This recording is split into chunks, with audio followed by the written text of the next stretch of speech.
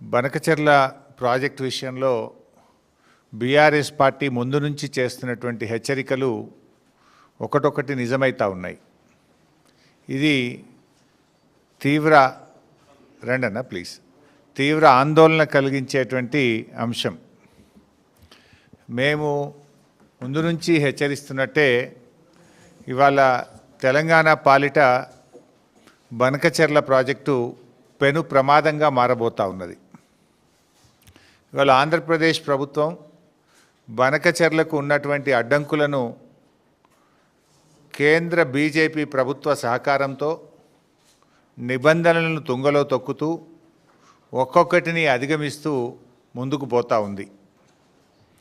కానీ ఈ రాష్ట్రంలో ఉన్న కాంగ్రెస్ ప్రభుత్వం రాష్ట్ర ప్రయోజనాలు కాపాడాల్సింది పోయి, రాష్ట్ర హక్కుల కోసం పోరాటం చేయాల్సింది పోయి, నిమ్మకు నీరెత్తినట్టుగా రేవంత్ రెడ్డి ప్రభుత్వం వ్యవహరిస్తూ ఉంది, పరోక్షంగా సహకరిస్తూ ఉంది.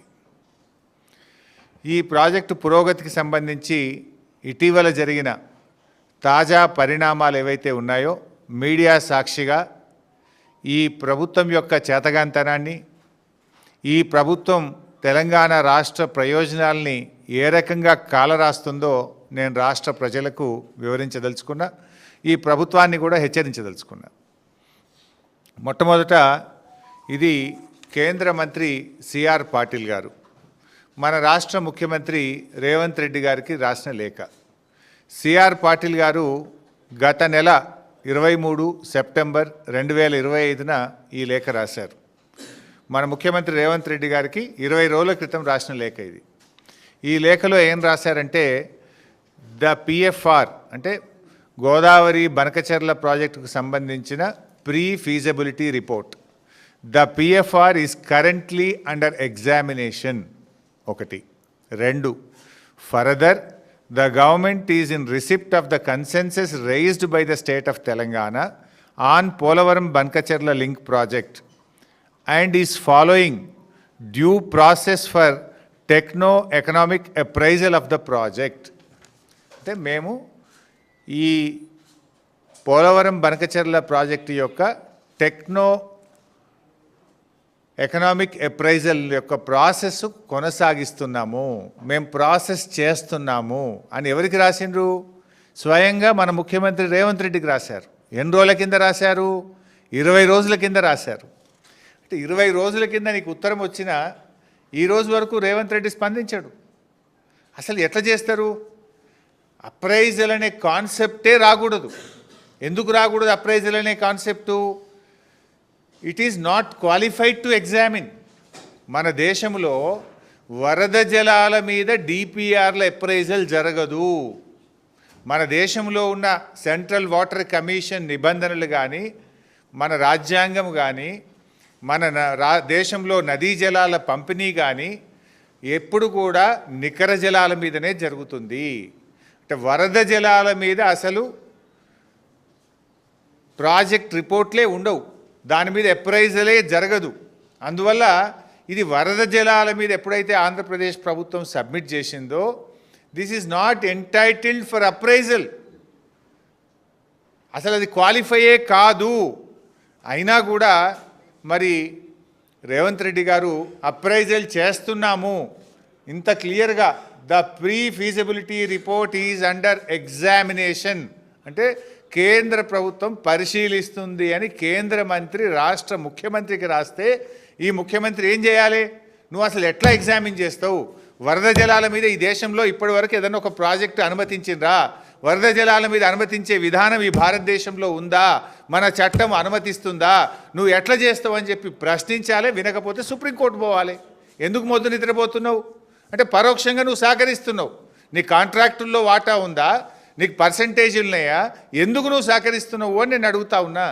రాష్ట్ర ముఖ్యమంత్రిగా రాష్ట్ర ప్రజల ప్రయోజనాలు కాపాడతావా, నీ స్వార్థం చూసుకుంటావా?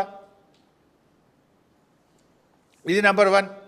నెంబర్ 2, కర్ణాటక ప్రభుత్వం, ఇది కర్ణాటక రాసిన లేఖ. ఇదే గోదావరి బనకచెర్ల మీద కర్ణాటక రాష్ట్ర ప్రభుత్వం కేంద్రానికి రాసిన లేఖ. ఎంత స్పష్టంగా రాసిండ్రు ఇలా అంటే వాళ్ళు, కర్ణాటక ప్రభుత్వం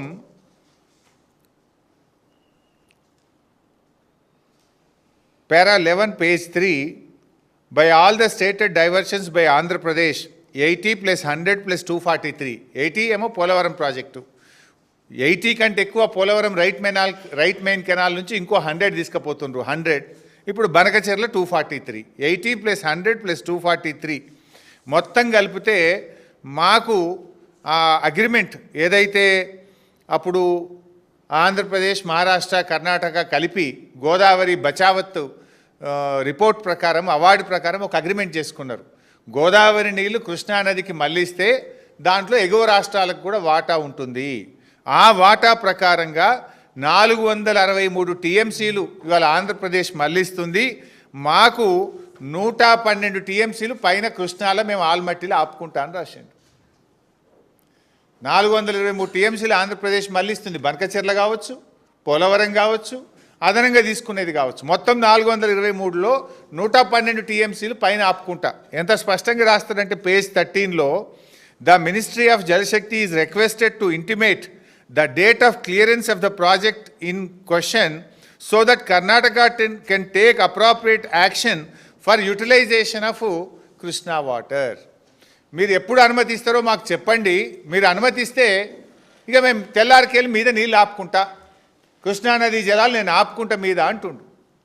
మీరు అనుమతిస్తే మీద నీళ్ళు నేను ఆపేసుకుంటా అంటుండు. ఎవడు నష్టపోతాడు?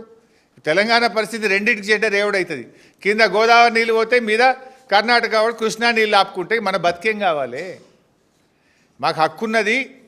మాకు గోదావరిలో జరిగిన ఇంటర్స్టేట్ అగ్రిమెంట్ ప్రకారంగా ఆంధ్రప్రదేశ్ ఎన్ని నీళ్లు మళ్ళిస్తే పైన కృష్ణాలో మా రేషియో ప్రకారం మేము ఆపుకుంటాము, 112 టీఎంసీలు ఆపుతామని చెప్పి ఇది కర్ణాటక రాసిన ఉత్తరం.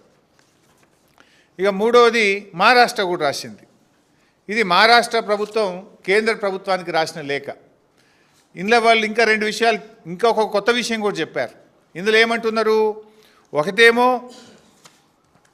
మా హక్కుగా కృష్ణానదిలో మాకు ఎన్నైతే నీళ్లు గోదావరి అవార్డు ప్రకారం రావాలనో అవి తీసుకుంటాము.